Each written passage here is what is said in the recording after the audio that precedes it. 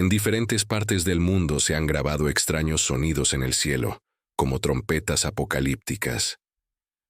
Desde Canadá hasta Ucrania, personas han registrado ruidos metálicos y vibraciones en el cielo. Algunos los llaman las trompetas del apocalipsis. La ciencia los explica como movimientos tectónicos o ruidos industriales, pero otros creen que anuncian un evento cósmico o espiritual. Fenómeno natural o advertencia divina. Tú decides. Escribe tu opinión abajo